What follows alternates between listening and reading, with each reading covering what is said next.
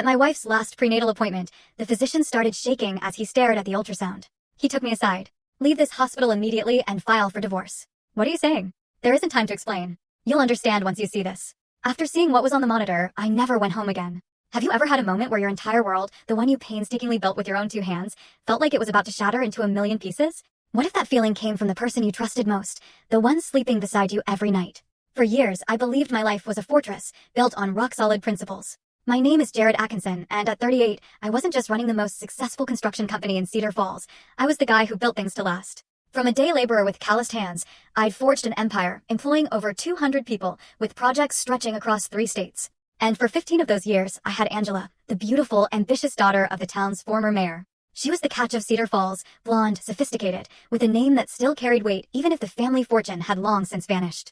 To everyone else, we were the perfect couple, living in our sprawling estate on Maple Ridge, with Angela effortlessly playing the role of the successful businessman's wife. But I'm a builder and I noticed cracks. Slowly, subtly, I started seeing them in our foundation. The way her touch grew colder, the hours she'd disappear without explanation, the endless stream of expensive purchases that never seemed to align with any occasion. It was a creeping coldness I couldn't ignore. Our son, Trevor, was my world.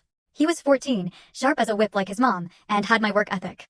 We spent weekends in the garage, building things, a tradition Angela had long since abandoned. When she announced she was pregnant again 6 months ago, after 14 years and multiple miscarriages, my heart soared.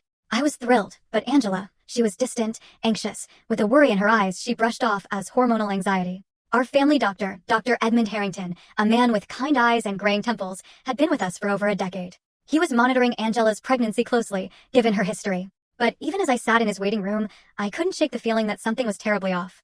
She wasn't glowing like she did with Trevor. She seemed burdened, haunted. My best friend and business partner, Chuck Lake, noticed it too. Just last week, over our usual Friday beer, he looked at me, a worried frown on his face. "Something's not right with her, man," he said. Sarah saw her at the coffee shop on Main, deep in conversation with some guy. When Sarah waved, Angela practically jumped out of her skin. I brushed it off then, but the seed of doubt, once planted, began to sprout. Angela's behavior grew more erratic. Late home from shopping with no bags, hushed phone calls in private, a complete disinterest in preparing for the baby. That morning, before the appointment, she was unnervingly quiet. She barely touched her breakfast, constantly checking her full story on the channel.